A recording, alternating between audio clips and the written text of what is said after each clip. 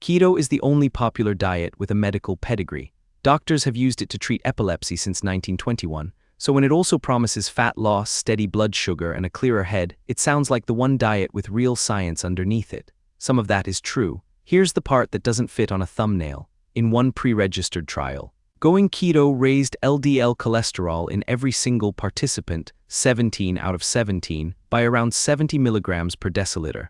And what a rise like that does to a heart over 20 years has never been tested. Not answered badly. Never tested. Never tested? On a diet this popular, how is that possible? That gap is the shape of this whole topic, so here's the map. Picture 3 columns. Column 1, what keto measurably improves. Column 2, what it measurably worsens. Column 3, what nobody has measured at all. Almost every keto argument online is a fight between columns 1 and 2, while the biggest question sits quietly in column 3. We'll go claim by claim: weight, fat-burning, diabetes, cholesterol, epilepsy, keto flu, mental clarity. Performance, side effects. 10 questions, 10 separate verdicts. There is no single answer to is keto good, and anyone handing you one is hiding a column. Start with the obvious one. Does keto take off more weight? This is the strongest evidence in the file, and it's the least exciting. 13 randomized trials, 1,415 people, all running at least 12 months. Keto finished ahead by 0.9 kilos, under 1 kilo after a year. The best designed single trial, 609 people, pre-registered, had low fat losing 5.3 kilos and low carb 6.0, and that difference was not statistically significant. A separate 2-year trial lands in the same place. So this question is settled. Over a year, keto and a standard diet finish together. Whatever keto does, out losing other diets, isn't it? But everyone drops several kilos in the first week. That's real. It's real, and somebody measured it properly. A pre-registered crossover trial, 17 women, 4 weeks on each diet, body composition scanned. Fat mass fell 0.66 kilos. Lean mass fell 1.45, more than twice as much. Some of that lean loss is glycogen and the water stored with it. How much? The researchers calculate about 600 grams, and I want to be exact about that word. It's a calculation resting on an assumption about how far glycogen drops. Nobody weighed the water. You will hear people say half your early loss is water. Nothing in this file measures that. And if you saw our creatine video, this is that same water story running backwards. Then the big claim: keto puts you in fat-burning mode, so calories stop mattering. 2 different questions hide in that sentence, and the answer flips between them. Question 1, does cutting carbs raise the energy you burn? Probably. A proper randomized trial, 164 people, 20 weeks of weight maintenance. The low-carb group burned 209 calories a day more, and the effect scaled with how far carbs dropped. Question 2, the one that matters, does that turn into lost fat? In the only study that locked people in a metabolic ward and measured body fat directly, it didn't. Energy burned went up by roughly 57 calories a day, and fat loss did not accelerate, it slowed. So the burn step has moderate evidence. The bridge from burning more to losing more has never been built. 2 studies, opposite answers. Who paid for them? This is my favorite fact in the topic. Both came from the same funder, a foundation created to show that carbohydrates were the problem. One of its studies produced the answer it was hoping for. The other, run by a researcher the low-carb world treats as an opponent, produced the opposite, and it was published anyway. Same money, opposite conclusions. So when someone tells you a study is wrong because of who funded it, hold this pair up. Funding is a reason to read the methods harder. It is not by itself a result. And when you do read harder here, there's a footnote. Rerunning that ward data with a different calculation assumption swings the key p-value from 0.15 to 0.53. That's an argument about method, not new evidence, which is exactly why I'm not counting it as one. What about blood sugar? People say keto reverses type 2 diabetes. Here the effect looks large and the design looks weak at the same time. 2 years, 349 adults with type 2 diabetes on a supervised ketogenic program. HbA1c down 0.9 points, insulin doses down 81%, insulin resistance down about a third. Those numbers suggest something real. Restricting carbohydrate does move glucose control. Now the fine print. It wasn't randomized. It was funded by the company selling the program, and the authors work there. The 55% reversal figure means medication was withdrawn while HbA1c stayed low, not a repaired pancreas. And in the same people, LDL cholesterol rose. Moderate. A real signal carried by a weak design with a conflict you should know about. You keep mentioning LDL. How much does it actually go up? It depends on who you are, and that's the part people miss. Averaged across trials, the rise looks tiny, about 4.6 milligrams per deciliter. But average is the wrong tool here. A meta-regression across 41 trial arms found the rise runs inversely with your starting body size. The heavier you start, the smaller the jump. The leaner you start, the bigger it gets, around 41 milligrams per deciliter for someone at a BMI of 25. And in that pre-registered crossover trial, the rise was about 70 in every participant, no exceptions. Two very different methods, same direction. To be fair to keto, triglycerides fall and HDL rises reliably, but the direction of LDL isn't in dispute, it goes up. We did a whole video on eggs saying raising LDL isn't the same as causing heart disease. We did, and I'd rather meet that head-on than hope you forgot it.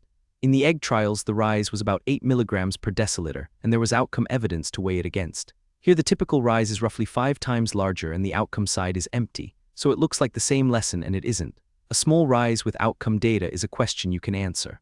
A large rise with no outcome data is a question nobody has asked. If you take one sentence from this video, take that one. But if you're lean and athletic, high LDL on keto is harmless. That's the argument. It's a specific claim with a specific history. There's a group described as lean mass hyperresponders, thin athletic people whose LDL climbs very high on keto, and the claim is that in them it doesn't build plaque. One support is a cross-sectional snapshot which by design cannot tell you which came first. The other was a flagship one-year imaging study, and it has been retracted so it can't be used as evidence in either direction. The lesson here isn't what it found. It's how it was presented. The headline said a cholesterol marker failed to predict plaque, while its own figures had non-calcified plaque rising around 43% over that year. Framing chosen, number buried. So the harmless claim now stands on a snapshot that can't show direction after its strongest support was withdrawn, not supported. So does that rise actually hurt anyone or not? Two things are true at once, and holding both is the whole discipline here. First, LDL causes atherosclerosis, not correlates causes. Genetic evidence across more than 2 million people comparing those who inherited lifelong lower LDL establishes that, so a large sustained rise isn't something to shrug at. Second, no trial has followed people on keto long enough to count heart attacks. None. What exists instead is observational data on low-carb eating in general, which is not the same thing as keto, and it leans uncomfortable. A pooled analysis of more than 400,000 people finds death rates rising at both ends of the carbohydrate range. Another finds about 30% higher all-cause mortality. Those studies can't separate the diet from everything else about the people choosing it. So the verdict is the uncomfortable one, not proven dangerous, not shown safe, unmeasured, with a mechanism pointing the wrong way. Then let's do the thing keto was actually invented for: epilepsy. 1921, a clinic diet for seizures decades before modern drugs. And this is the highest rung of evidence in the whole file. A Cochrane review, 13 randomized trials, 932 people. In children with drug-resistant epilepsy, the chance of becoming seizure-free was about 3 times higher on the diet, and the chance of cutting seizures at least in half was nearly 6 times higher. In adults, the same review reports a confidence interval running from 0.26 to 97. That is not a result. That's the statistical spelling of we don't know. That sounds like proof, is it? Cochrane itself is careful here, and so am I.